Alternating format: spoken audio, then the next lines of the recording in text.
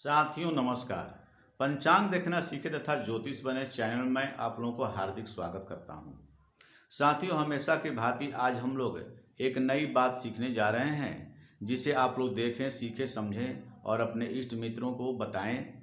तो हम लोग देर न करते हुए अपने विषय वस्तु पर चलते हैं। साथियों जो आज हम लोग विषय को सीखने जा रहे हैं, समझने जा रहे हैं, वह है लग्न विवाह कार्य के लिए लग्न निकालना सीखें। विवाह में हम लग्न कैसे निकालते हैं, उसके फल कैसे हैं, क्या करना चाहिए, क्या नहीं करना चाहिए, इसका विचार हम लोग करते हैं। आइए हम लोग देखते हैं कि फेरे जब लगा रहे हैं, यानी विवाह के कार्य जब हमारा शुभ होगा, जो शुभ घड़ी हम निकाल रहे हैं, जो जातक को बता रहे हैं कि हमको ये बताएं कि हम विवाह का जो दिन रखने जा रहे हैं उस दिन क्या लग्न सही है, उसका विचार कर लेंगे। यानी किस समय हम फेरे लगाएंगे, यानी लड़का लड़की का फेरा, जो 7 फेरा लगाए जाते हैं विवाह कार्य में, उस समय किस प्रकार का और किस तरह करें। जब हम फेरे लगवाएंगे उस समय भाद्रा नहीं होने चाहिए, इसे हमें ध्यान देना चाहिए कि उस समय क्या क्या बातों का परहेज करना चाहिए, इस पर ध्यान हमें देना चाहिए कि उस समय भाद्रा नहीं होना चाहिए। भाद्रा कब होती है इसको पहले समझें। भाद्रा के विचार हम लोग कैसे करेंगे, यानी विवाह में भाद्रा किस प्रकार का होता है, उसका क्या प्रभाव होता है। अब देखें, शुक्ल पक्ष का अष्टमी, पूर्णमासी का पूर्वार्ध अर्थात पहला आधा भाग, एकादशी चतुर्दशी के उत्तरार्ध भाग में भाद्रा होता है। तृतीया तिथि हो, दशमी का उत्तरार्ध हो, सप्तमी चतुर्दशी के पूर्वार्ध हो, उसमें भाद्रा का वास होता है। हमने आप लोगों को लिख करके इसलिए बताने का प्रयास करता हूँ कि लिखने में समय लगेगा। आप लोग हो सकता है समझेंगे कि वीडियो लंबा है, देखेंगे नहीं देख पाएंगे, तो यदि आधा देखेंगे तो सही ढंग से सीख नहीं पाएंगे, समझ नहीं पाएंगे। इसलिए हम लिख करके और आपको समझाने का प्रयास करता हूँ। अब देखें भाद्रा वास। भाद्रा का वास किस प्रकार है विवाह के कार्यों में।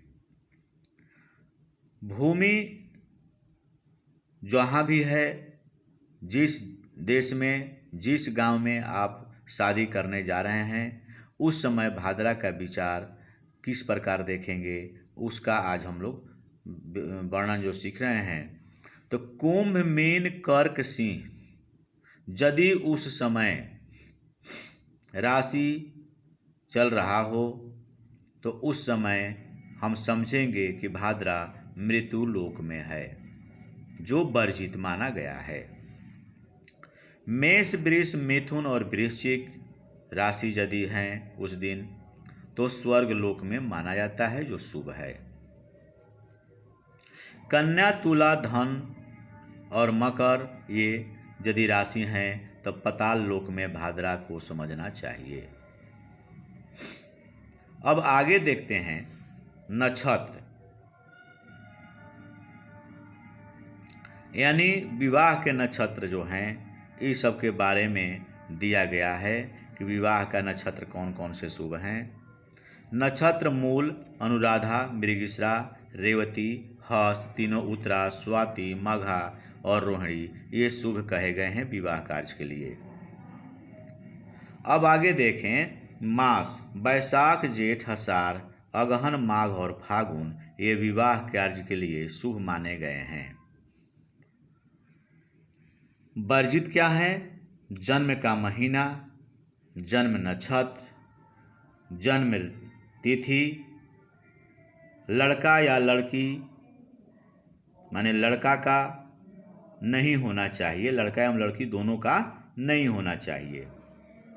मुहूर्त कब मान लिया जाए?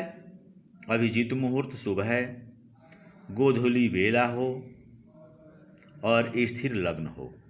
स्थिर लग्न कौन कौन है?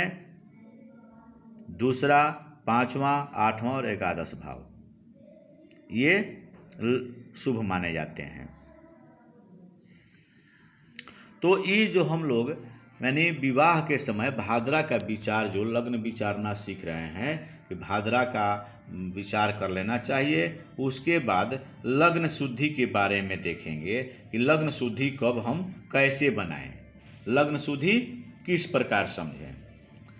अब देखें कि लग्न शुद्धि के लिए लग्न से 12वें शनि न हो, माने लग्न जहाँ है मेरा वहाँ से 12वां शनि न हो, 10वें में मंगल न हो, तीसरे घर में शुक्र न हो, लग्न में चंद्रमा एवं कोई पाप ग्रह न हो, तथा लग्न का स्वामी बुध शुक्र से 6वें नहीं होना चाहिए। 8वें में कोई ग्रह नहीं होना चाहिए, ये वैधव्य का योग का कारण बन जाते हैं। तो इस प्रकार हम लग्न का विचार करते हैं और भाद्रा का विचार विवाह के शुभ कार्यों में करते हैं। इस प्रकार हमें लग्न विचारना सीख लेना चाहिए ताकि हम जातक को, जो हमारे जजमान आएंगे, उनको हम बताएंगे और समझाएंगे और उसी प्रकार उनका मुहूर्त का चयन करेंगे। साथियों, यदि वीडियो अच्छा लगता हो तो लाइक करें, शेयर करें तथा सब्सक्राइब करें। धन्यवाद।